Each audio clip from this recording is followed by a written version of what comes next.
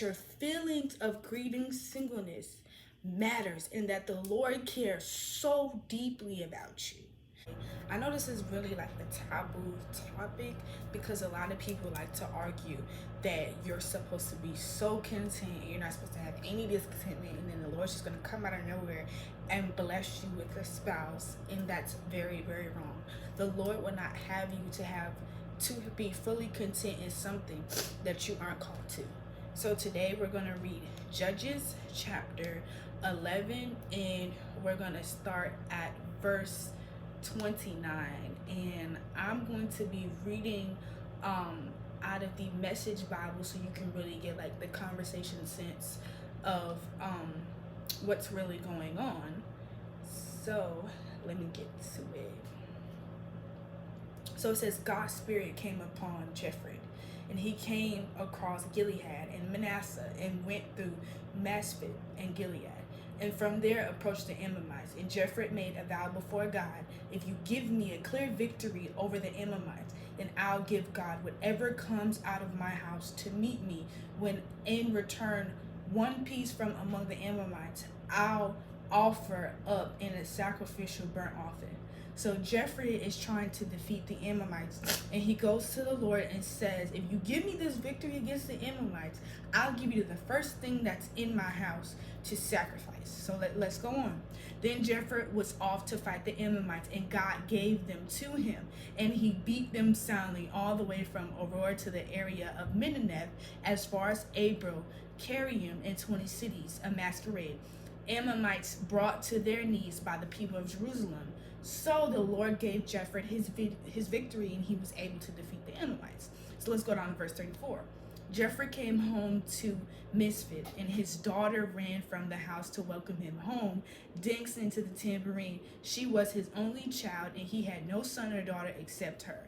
And he ripped his clothes, saying, "Oh, dearest daughter, I'm dirt. I'm despicable. My heart is torn to shreds, and I made a vow to God, and I can't take it back." So let's just back up here.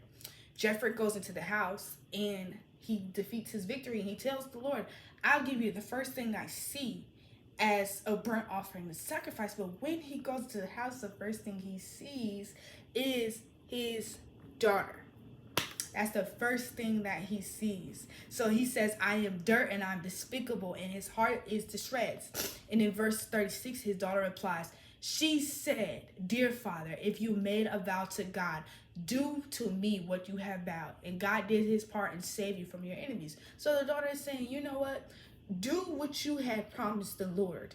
Do whatever you were supposed to do, do it. So she comes into agreement with the vow he made for the Lord. His next verse. And then she said to her father, but let this one thing be done for me. Give me 2 months to wander through the hills and lament my virginity, since I will never marry, and my dear friends. So her father lets her go away for 2 months and lament the fact that she would never marry, she would never have a family, and she would never lose her virginity. So we're getting somewhere. So it says, oh, yes, he said. He sent her off for 2 months, and she and her dear girlfriends went among the hills, lamenting that she would never marry. And at the end of the 2 months, she came back to her father, and he fulfilled the vow with her, and that he never made. She had never slept with a man, and it became a custom in Israelite culture. For 4 days every year, the young women of Israel went out to mourn the daughter of Jephthah to the Gilead. So let's just backtrack here. Jephthah makes a prayer to God, asking him to defeat the Ammonites. And because he was able to successfully defeat the Ammonites that like the Lord wanted him to, he said, Lord, I'll sacrifice the first thing that comes out of my house. And the first thing that came out of his house was his daughter. So he sacrificed his daughter in the way of she would never get married, she would never have a child, she would never lose her virginity, she would never, all those things. And she went away for 2 months to lament the fact that she would never have all those things. And in Israelite culture, they go up to mourn Jephthah's daughter every year. So the correlation that I'm trying to make here is singleness grief is in the Bible. Jephthah's daughter mourned for 2 months. So when you're in that feeling of grief, like I'm single and I don't like what's going on, you're mourning Jephthah's daughter. So don't ever let anyone sit here and tell you that your feelings are idolatry. Your feelings are discontentment don't matter, because Jeffrey's daughter mourned for 2 months. So I come here as encouragement to tell you that your feelings is valid, because just like the Lord met Jeffrey's daughter in her lamenting, he will do the same thing with you. So there's some church people that like to come and say, oh, your feelings are idolatry. Your feelings don't matter. And this and this and that. But the Lord comforted Jeffrey's daughter in the fact that she wasn't going to have those things. So if the Lord did not call you to live a life of singleness, you will not be content in where you are. But if he's called you to live a life of singleness and you aren't content, the Lord will give you contentment in knowing that this is your lifestyle. And if it's meant for you not to be single, there's a scripture in Isaiah that says, look and scroll the Lord and read. None of these will be missing.